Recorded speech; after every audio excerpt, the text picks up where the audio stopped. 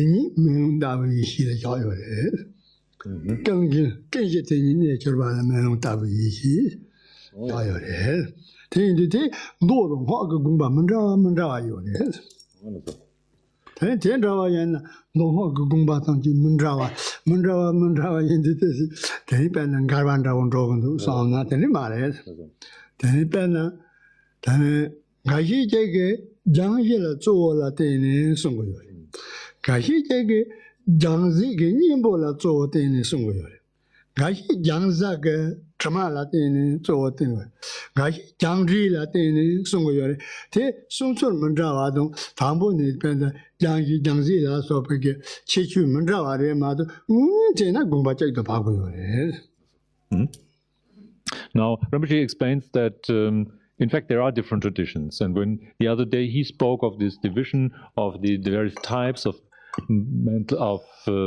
perceiving consciousnesses, this was an explanation based on the view of Tantrayana or Mantrayana, which is somewhat different than the Sutrayana explanation.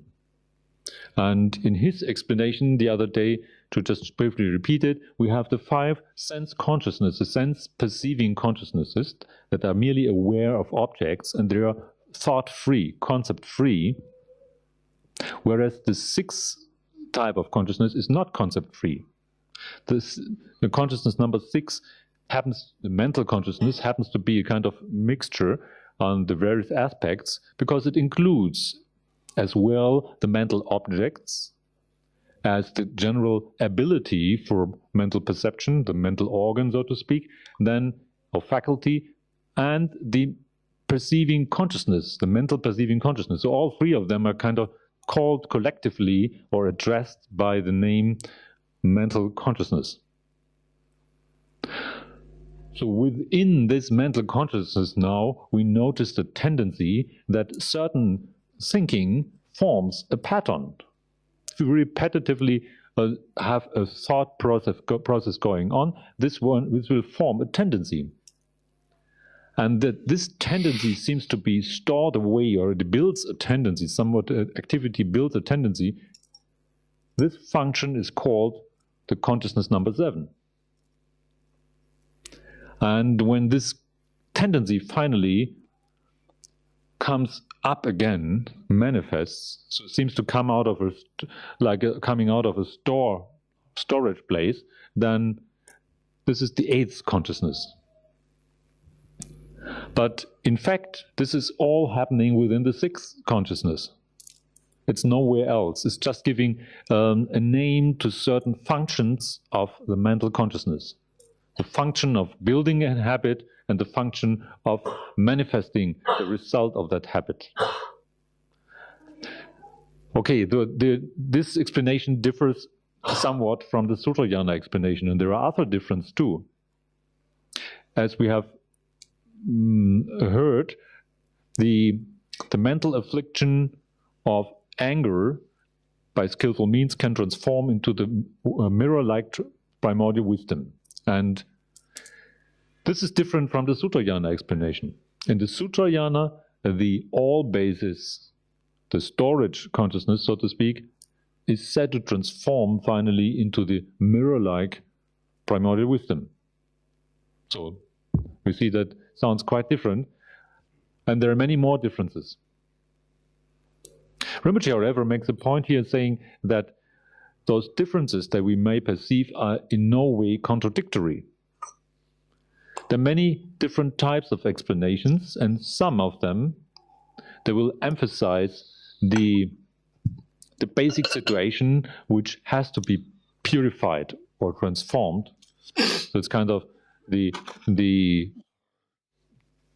original situation that we start with. And then some of the explanations, they will focus mainly on the skillful means that help us to purify.